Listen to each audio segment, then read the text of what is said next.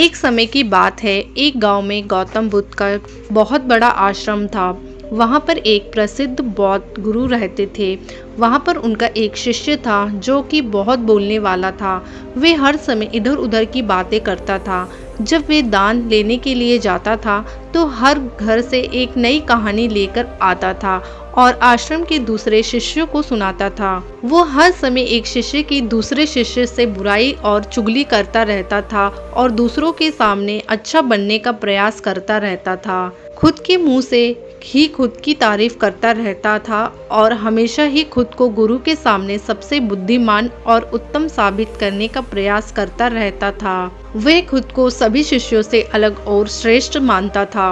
उसका कहना था कि मैं एक अमीर घर का बालक हूँ। अगर मैं चाहता तो एक आरामदायक और सुविधाओं से भरा जीवन जी सकता था, लेकिन मैं वे सब छोड़कर यहाँ आया क्योंकि मुझे सत्य की खोज करनी है, खुद को जानना है, जीवन को जानना है। इसलिए मेरा त्याग तुम सबसे बड़ा है। एक दिन गुरु ने आश्रम के सभी शिष्यों को बुलाकर कहा, आप सभी को अगले 1 महीने के लिए कोई संकल्प लेना है। इससे आपकी संकल्प शक्ति मजबूत होगी और आप में आत्मशक्ति का संचार होगा। आप सभी अपने अनुसार कोई भी संकल्प ले सकते हैं और यदि 1 महीने से पूर्व किसी का भी संकल्प टूट जाएगा तो वे अपनी दिनचर्या में वापस आ जाएगा। सभी शिष्यों ने अपनी शक्ति के अनुसार छोटे बड़े संकल्प लिए और गुरु को अपने अपने संकल्प के बारे में बोलकर वहां से चले गए।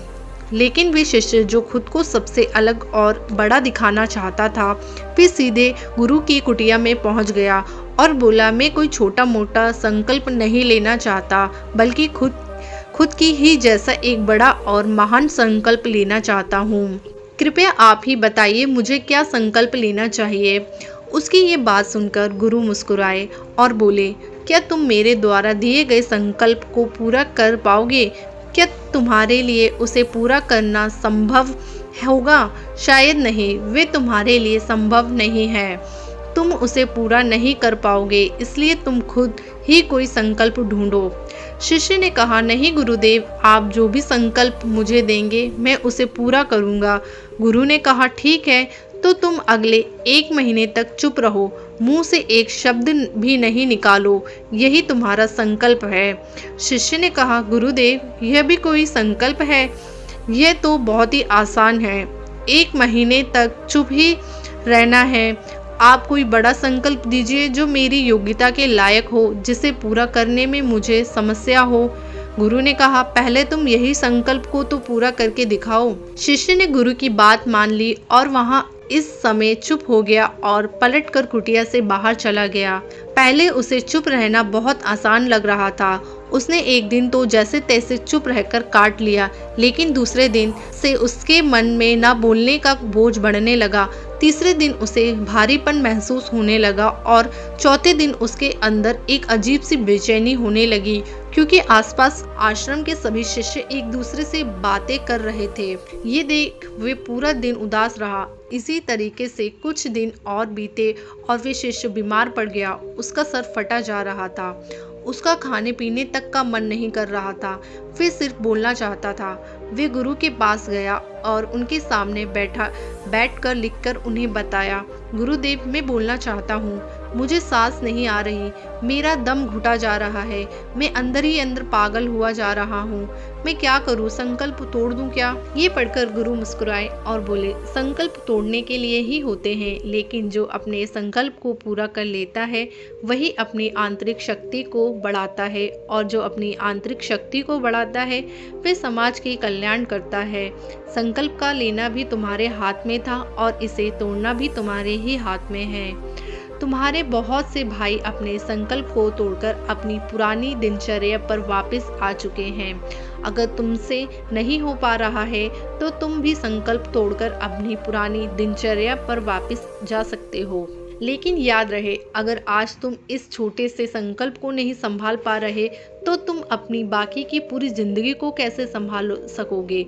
बाकी फैसला पूरी तरह से तुम्हारे हाथों में है। गुरु की ये बात उस शिष्य के दिल में चोट कर गई। वे बिना कुछ बोले वहां से वापस चला गया और खुद को अपनी कुटिया में बंद कर लिया। वह केवल अपने जरूरी कामों के लिए ही कुटिया से बाहर निकलता था। बाकी सारे समय कुटिया के अंदर ही बैठा रहता था। 15 दिन बीत चुके थे और आश्रम के लगभग सभी शिष्यों का संकल्प अब तक टूट चुका था, लेकिन उसका संकल्प अभी भी जारी था। संकल्प लेने के बाद से अब तक उसने एक शब्द भी नहीं बोला था। सारा आश्रम हैरान था कि इतना बोलने वाला इंसान चुप कैसे हो गया। 15 दिन बीतने के बाद वे दोबारा अपने गुरु के पास गया और लिखकर बताया, हे गुरुदेव, मैं बाहर से तो चुप हूँ, लेकिन मेरे भीतर बहुत सी आवाज़ है, बहुत सी चीज पुकार और शिकायतें हैं। मैं अंदर ही अंदर बात करता रहता हूँ। मेरा मन तरह तरह के प्रश्न पूछता रहता है। मैं बाहर से जितना मौन हूँ, भीतर से उतना ही शोर शराबा से भरा हुआ हूँ। क्या इस तरह से मेरा संकल्प अभी भी जारी है? गुरु ने कहा, तुम्हारा संकल्प अभी भी जारी है, लेकिन जब तक लोगों की ये आवाज़ तुम्हारे कानों में गूंजती रहेगी, तुम्हारे मन बोलता रहेगा, क्योंकि इसे तो आदत है बोलने की। तुम भले ही बाहर से चुप रहो, लेकिन तुम अंदर ही अंदर बोलते रहोगे। तुम्हें इन बातों से, इन आवाज़ों से दूर जाना पड़ेगा। शिष्य गुरु को प्रणाम कर वहां से चला जाता है और सुबह होते ही अपनी कुटिया छोड़कर जंगल की तरफ चला जाता है। कई दिन बीत जाते हैं, संकल्प का समय भी पूरा हो जाता है, लेकिन शिष्य लौटकर नहीं आया। आश्रम में सभी को डर था कि कहीं उसको जंगली जानवर ने खा ना लिया। उसे ढूंढने की बहुत कोशिश की गई, लेकिन वे कहीं नहीं मिला।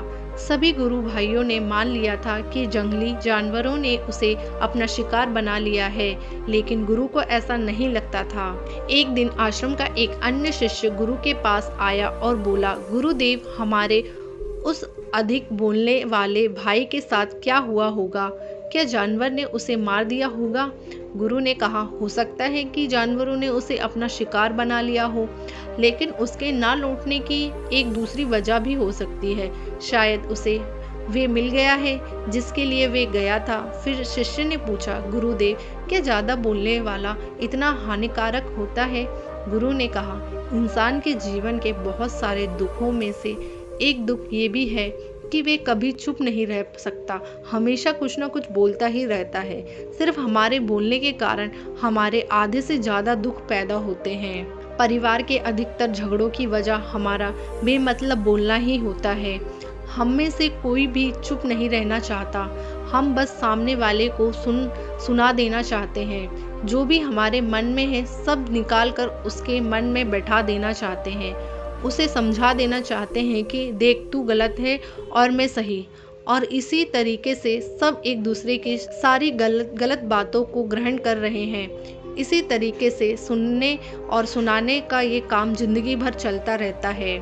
लेकिन इस नासमझी में हम अपना समय, अपना जीवन, अपनी समझ और सबसे महत्वपूर्ण वक्त को हम खो देते हैं।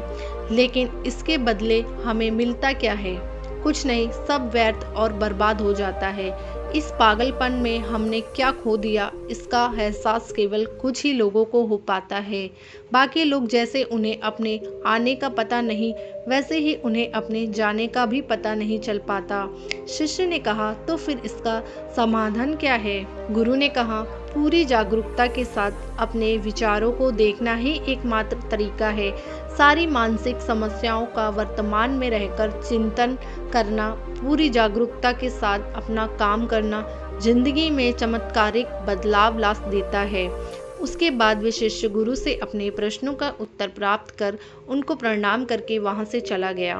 उस शिष्य को आश्रम छोड़कर गए हुए 3 महीने हो चुका था, लेकिन उसकी कोई खबर नहीं थी। तब तो सभी गुरु भाइयों ने भी उसके वापस लौटने की उम्मीद छोड़ दी थी। लेकिन एक दिन वे आश्रम लौट आता है। उसे देखकर सभी के आश्रम और खुशी का ठिकाना ना रहा। लेकिन अब वे वैसा नहीं था जैसा गया था। वे बिल्कुल बदल चुका था। वे कुछ और ही बनकर वापस आया था। उसके अंदर एक गजब का बदलाव महसूस किया जाता था। उसके चेहरे पर एक गजब का ठहराव और आंखों में बनी शांति थी। आश्रम में आते ही सभी गुरु भाइयों ने उसे चारों तरफ से घेर लिया और बातें करने लग गए। वे भी अपने गुरु भाइयों से बातें करने लगा। उसे बात करने वाले सभी ने यह अनुभव किया कि अब वे पहले जैसा उतावला और बातूनी नहीं रह गया था।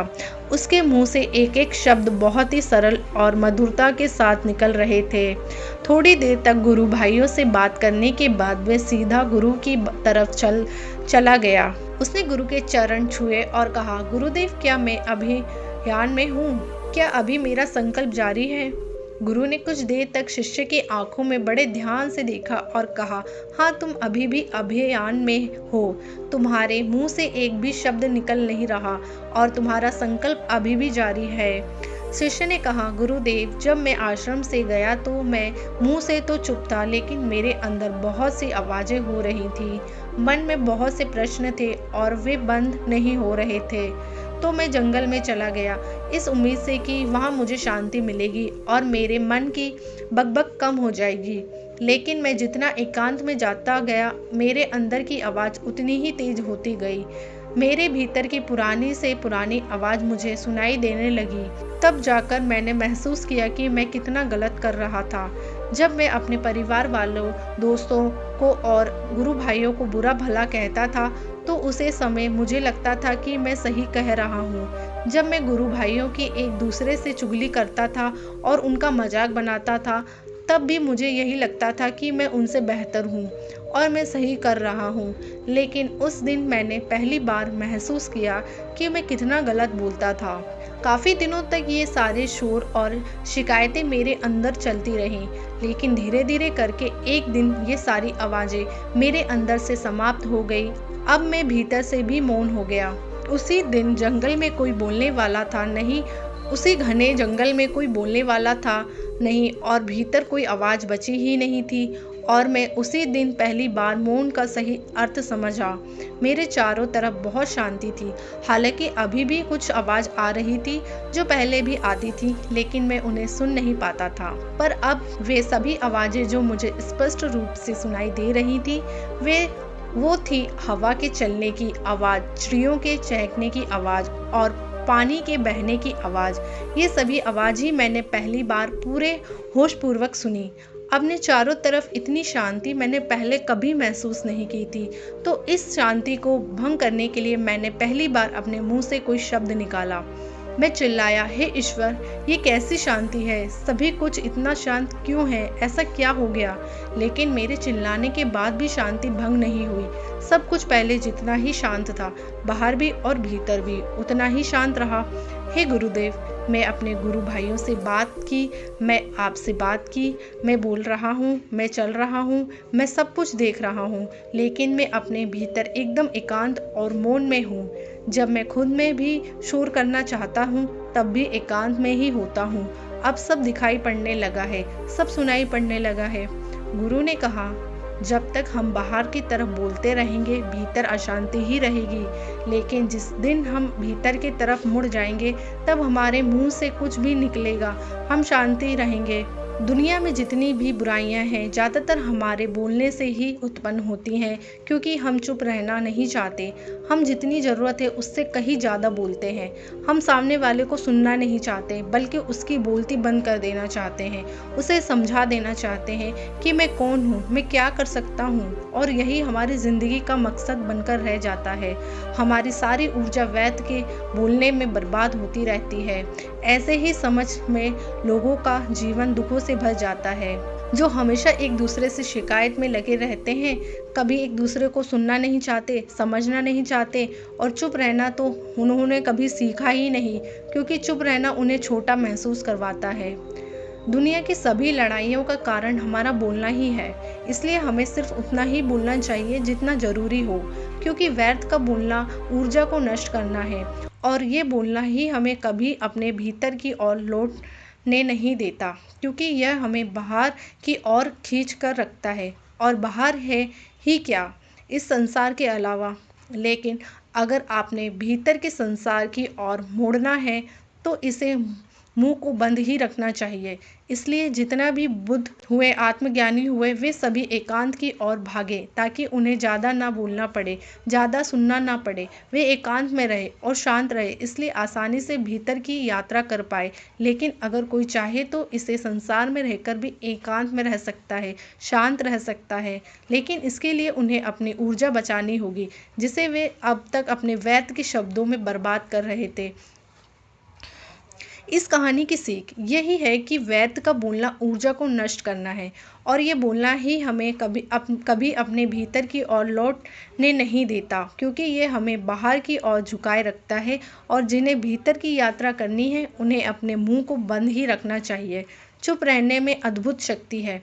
यदि हम सही समय पर सही शब्दों का प्रयोग करें तो हम अपने जीवन को सकारात्मक दिशा में बदल सकते हैं। मौन रहकर हम अपनी आत्मा की गहराई में जा सकते हैं और भीतर से शांति का अनुभव कर सकते हैं। इससे हम अपने विचारों और भावनाओं को साफ करके अपने जीवन को सकारात्मक बना सकते हैं। हम चुप रहने की कला सीखनी चाहिए। हमें चुप रहने की कला सीखनी चाहिए ताकि हम अपने शब्दों का सही प्रयोग करके अपना और दूसरों का जीवन बेहतर बना सकें। उम्मीद करते हैं आपको हमारी मौन रहने के फायदे, मौन रहने की शक्ति कहानी पसंद आई होगी। अगर कहानी पसंद आई है तो लाइक, कमेंट, शेयर और चैनल को सब्सक्राइब करिएगा। धन्यवाद।